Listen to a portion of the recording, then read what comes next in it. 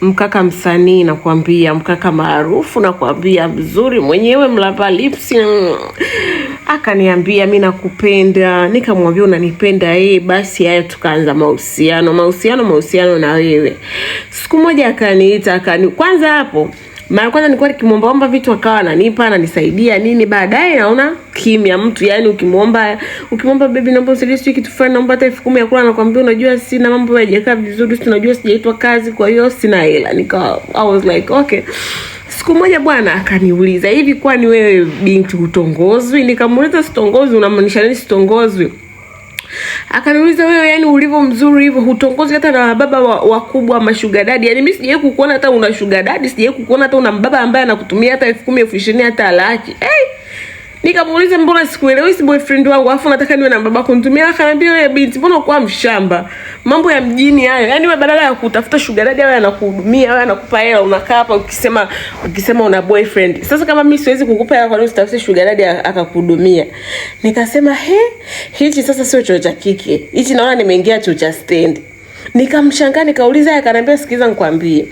Wewe ukipata sugar daddy anataka kukuhudumia, mwambie yani wewe kubali. Sijui unaelewa vizuri, wewe kubali. Kwanza hata akienda mkifanya mwezi kufanya vile, yani wengi wanakuwa wamechoka, ni hawezi hata kukuharibu. Kwa hiyo yani wewe hata usijali.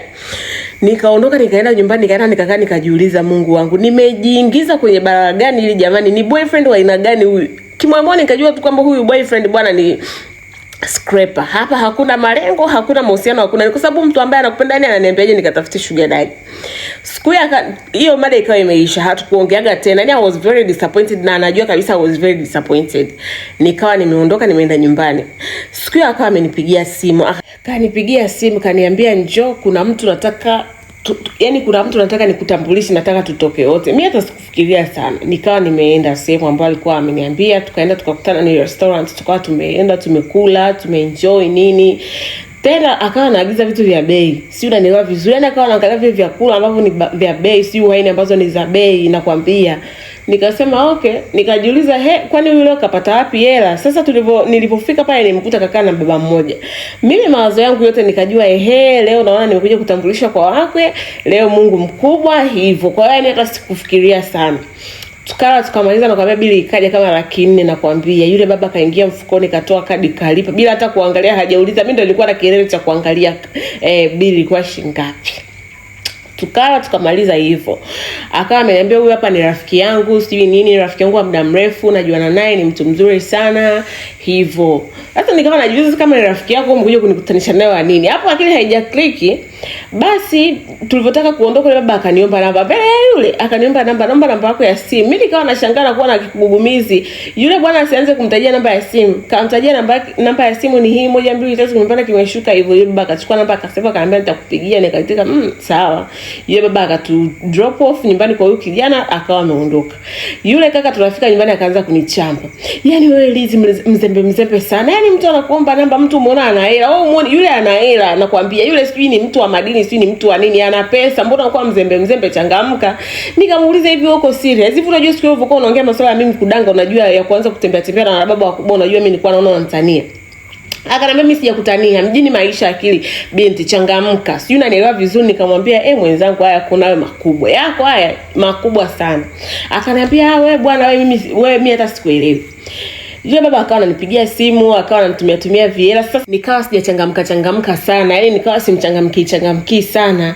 Sasa nakwambia yule kaka ghafla nikaona akawa ananiuliza. Akawa ananiuliza kwa yule baba, mbona baba analalamika kwamba unamringia mjibu message. Nikamwambia mimi bwana, mambo unaoniambia mimi siyaelewi. Yaani mimi hata kama bora hata ningekuwa na mtu na chiti huko pembeni, lakini yaani mtu eti wewe ndio nitafutie mtu wa kutembea naye, nijua kabisa unajuana naye, mimi siwezi. Yaani mimi naona kabisa kama unanichanganya. My friend, yule kaka akaanza kuwa anajifanya kama kakasirika. Ghafla nikamuona kaanza ananipigia simu tutoke, tunatoka tunaenda sehemu za pesa. Ana pesa, akaanza kuwa na pesa. Nikawa najiuliza, sijamuona akifanya kazi yoyote. Sijamuona sijui kwenye movie, sijamuona kwenye tamthilia, sijamuona popote hata kutengeneza content, sijamuona. Naona tu anaposti, anakaa wiki mbili huko ndo anakuja kupost tena. Anatoa wapi my friend? Sikujiuliza sana. My dear, mjini kuna mambo.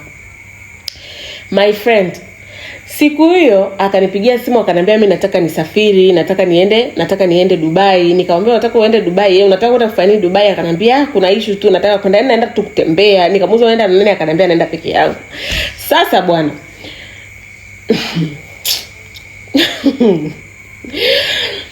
Nilichukuaga simu yake. Kuna WhatsApp yangu nyingine ambayo huwa situmii. Nilichukuaga simu yangu, nilichukua namba yangu ya simu nyingine ambayo haijui, nikasave kwenye simu yangu, alafu nikachukua simu yake. Yani hivyo yani.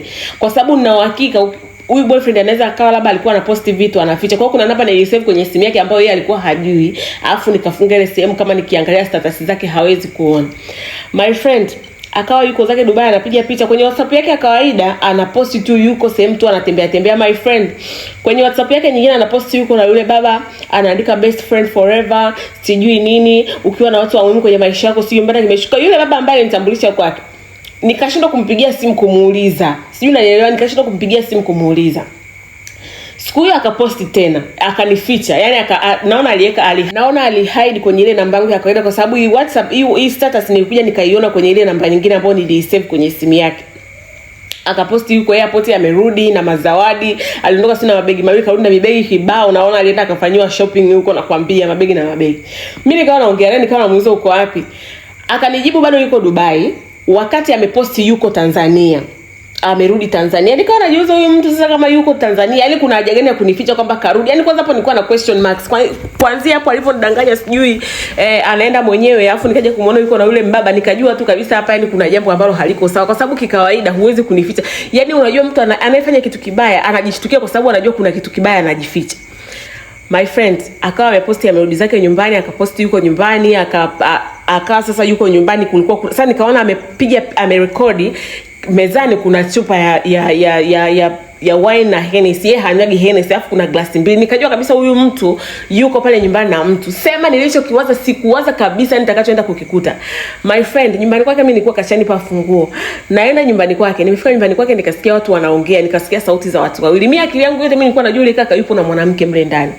Nafika nikasikia sauti za wanaume wawili, sauti ya yule baba na sauti ya huyu kijana. Nikaanza kusikiliza, nataka nisikie hata wanavyoongea, lakini naona ni muziki na wenyewe sauti zao hadi hazieleweki kwa sababu muziki, kelele nini hivyo. Ghafla nikasikia kimya, hawaongei tena. Mlango wa chumbani nikasikia umebamizwa bang, nikasema hapa subiri sana niingie. Kwa sababu sebeni kuna muziki, nikawa nimefungua mlango. Nikawa nimeingia ndani, nasikia my friend. Chumbani nasikia pata. Nikasema kisiwe kitu ninachokifikiria jamani. Nikasema sitaki hata kujipa laana. Nilijizuia sana kwa sababu nilikuwa nataka niingie chumbani, lakini nikasema yani bora kwenye mawazo yangu niwe najua kabisa kwamba kilichokuwa kinaendelea huko chumbani ni kitu fulani, lakini nisizione hizo laana. Yani siko tayari kushuhudia hizo laana. Nilijizuia sana, nikawa nimekaa pale sebeni, nimechukua chupa yangu ya wine, nimejicompose mwenyewe. Nimechukua chupa yangu ya wine, nikawa nimekaa hapo na kunywa. Wenyewe huko chumbani wamekaa zaidi ya lisaa. Baada kama ya lisana kuambia, mlango umefunguliwa. My friend, yule baba katoka na boxer, anatoka jasho kama katoka sijui kuendesha sijui kitu gani uko milimani. Yule bwana naye katoka yuko na jasho, wote wamevaa boxer wanakuja sebeni. Walivyoniona yule baba akakimbia ndani. Yule kaka akaanza kuniambia, "Lizzy, please, it's not what you think, it's not what I think, motherfucker, ulikuwa unafanya nini uko ndani mbwa wewe na huyo mbaba?" Nikamwambia my friend, yani unajua ulivyoanza kuniambia masuala sio ya kuwa na sugar daddy, afu kitu ambacho nilikuwa nafikiria nitakuja kukikuta, na hisi nilichokikuta bora hata ningekikuta nilichokuwa nakiwaza kwamba ulikuwa na mwanamke, lakini sikutegemea nitakuja kukuta hicho unachokifanya. Kumbe ulikuwa unaniambia masuala ya sugar daddy, kumbe wewe ndio unafanya mambo ya sugar daddy.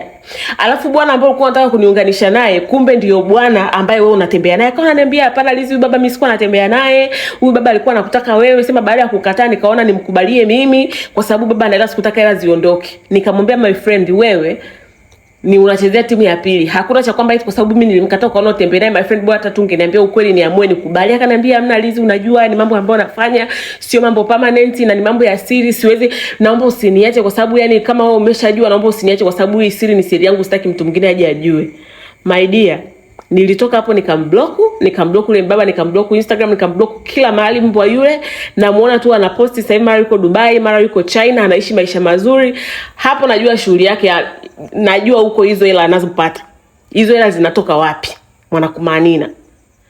Mimi simlaumu mtu wala sioni vibaya mtu kufanya vitu vyake anavyofanya, lakini yani kwa nini umuingize mtu innocent kwenye vitu vyako ambavyo unavifanya? Like this word is